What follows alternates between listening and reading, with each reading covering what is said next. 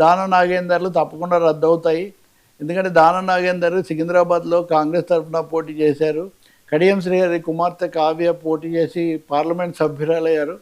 కుమార్తెను గెలిపించమని చెప్పి ఆయన అక్కడ ప్రచారంలో తిరిగారు. కాబట్టి ఇది తిరుగులేని ఇది అవుతుందని చాలామంది భావించారు. మిగిలిన 8 మందిని స్పీకర్ ఇదివరకే రద్దు కాదు, వాళ్ళేమీ పార్టీ మారలేదని చెప్పారు. ఇప్పుడు ఏమైందంటే రేపు సుప్రీంకోర్టులో కేసు వస్తుంది.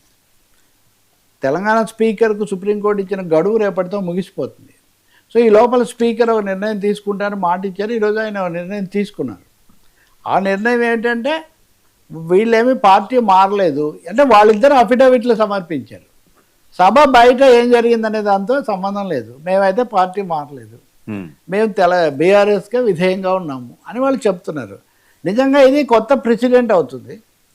సభలో విప్పును ధిక్కరించి ఓటు వేయటము, లేకపోతే వేరే పార్టీలోకి వెళ్ళటము, విమర్శించటం అన్నది కాకుండా టెక్నికల్గా మేము పార్టీ మారమేమో అని చెప్పడానికి ఆధారం ఏం లేదని వీళ్ళు బలంగా వాదించారు.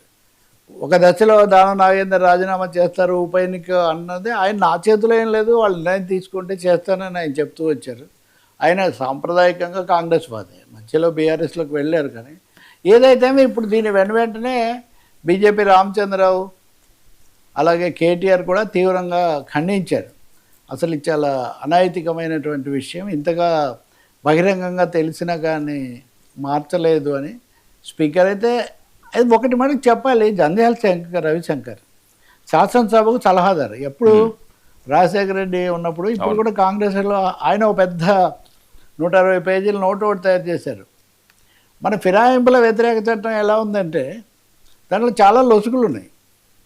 చాలా ప్రత్యక్షంగా సాంకేతికంగా సభలో ఏదైనా చేస్తే తప్ప ఇంకెక్కడో ఏదో జరిగింది సభకు వర్తించదని వాదించడానికి దాంట్లో పూర్తిగా అవకాశాలు దాంట్లో ఉన్నాయి, దాన్ని ఉపయోగించుకున్నట్టున్నారు. సరే, నైతికంగా చట్టబద్ధంగా ఎలా ఉన్నా ఇది చెల్లుతుందా లేదా రేపు సుప్రీంకోర్టు చెప్పాలి. రేపు సుప్రీంకోర్టు చెప్పే విషయం భవిష్యత్తులో అది మార్గదర్శకం, అది అంతిమం అవుతుంది. స్పీకర్ అయితే మటుకు డెడ్ లైన్ పాటించారు. కడియం దానం హ్యాపీ సార్, మిగతా వాళ్ళు angry. Sir Mahesh Babu Pawan fans వారు ఉస్తాద్ హైప్, ఇది ఒకటే అనుకొని తగాదాలు వస్తుంటాయి కదా. ఫ్యాన్స్ అనేవాళ్ళు ఎంతో కొంత కొట్లాడకపోతే వాళ్ళ ఆరాధ్య నటులకు